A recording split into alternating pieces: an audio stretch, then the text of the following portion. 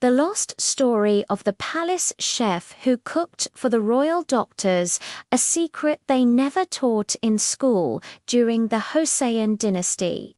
The royal palace was filled not only with kings, queens, and scholars, but also with healers, court physicians, and herbal experts known as the Uibu, the Royal Medical Office. These doctors were responsible for the health of the royal family, and their knowledge of herbs, roots, and seasonal foods shaped the direction of Korean medicine.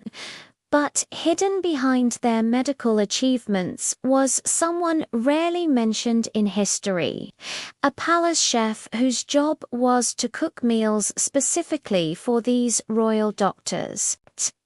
His name was Jang-dae, and his story remained lost in the shadows until now.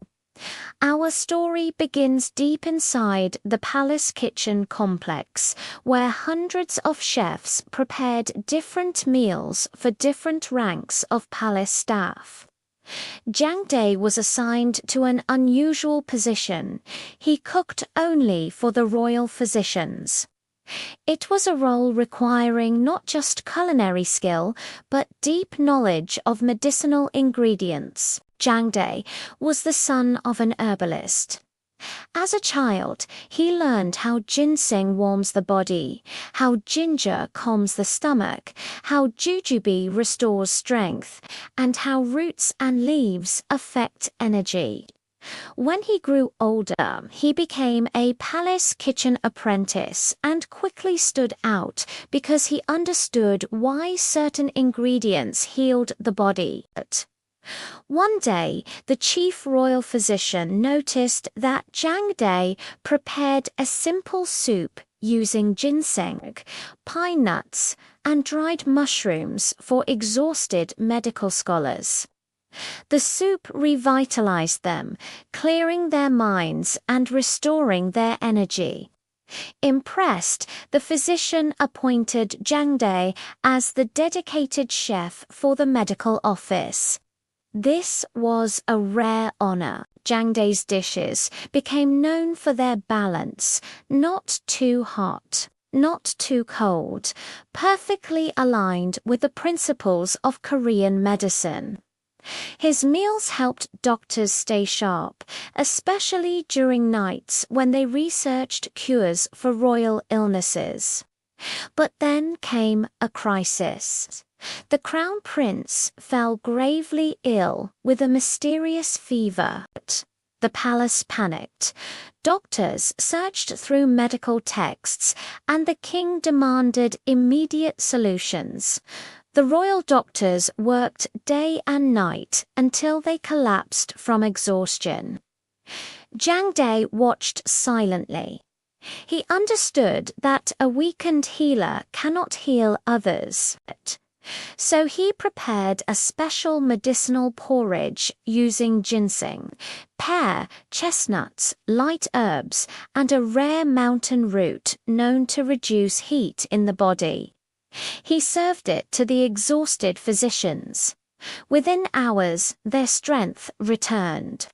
They regained focus, reviewed medical texts with clear minds, and finally identified the treatment needed for the crown prince. The prince recovered, the kingdom celebrated it, but very few knew that the turning point came from a simple bowl of food prepared by an invisible chef. Despite his contributions, Jang-dae remained unrecorded in official history. Palace chefs were considered background workers.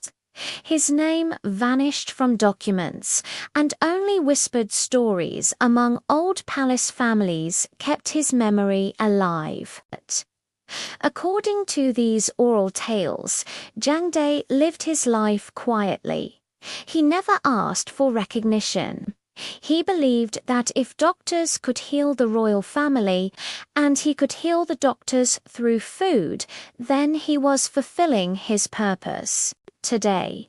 Modern Korean medicinal cuisine, nutritious soups, herbal teas, restorative porridges still follows many principles that resemble Jang-dae's cooking: balance, harmony, and natural healing.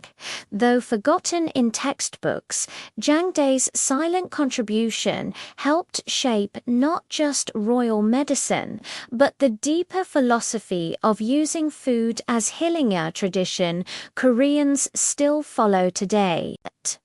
This is the hidden story they never tell in school: the palace chef who healed the healers, and in doing so protected the royal family.